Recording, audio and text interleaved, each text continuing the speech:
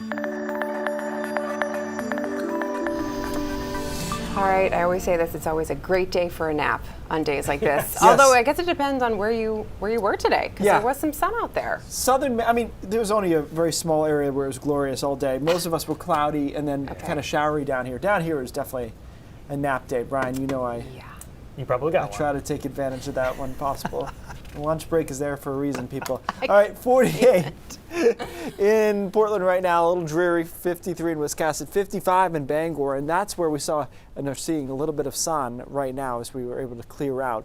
The showers admittedly hung around a little longer than I would have thought over southern Maine. They were certainly in the forecast with that front nearby, but the front just didn't sag south fast enough, so it stayed kind of right over York and Cumberland County and gave us some sprinkles off and on throughout the day. Still is in quite a few spots.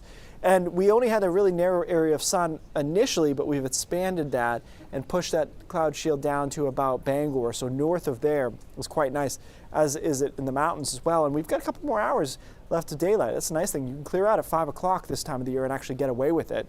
Still got 2 hours left. So tonight the story is going to be temperatures falling down to freezing and below in most spots. And so you're going to wake up tomorrow morning pretty chilly.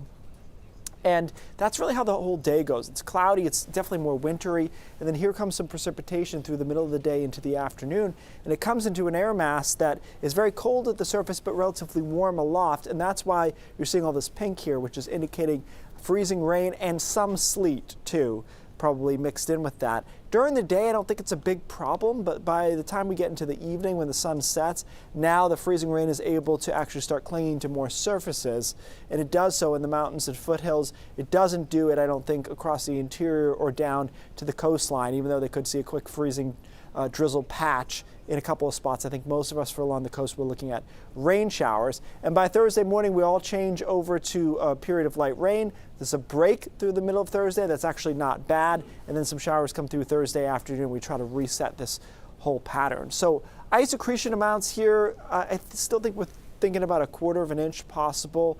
The models are spitting out huge numbers, but they're also assuming all the freezing drizzle that falls will actually accumulate, which I don't think is going to be the case, especially during the day into the early evening. And so you can see the area that's most likely to get into this is the mountains and northern Maine, and a lesser chance down at the south. Still just a day late and a buck short on this Thursday situation. It's going to be pretty mild down to our south. We're just not going to get it here in Portland.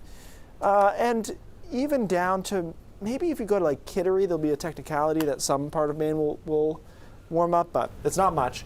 Nice weekend though. Saturday looks good, Sunday looks great.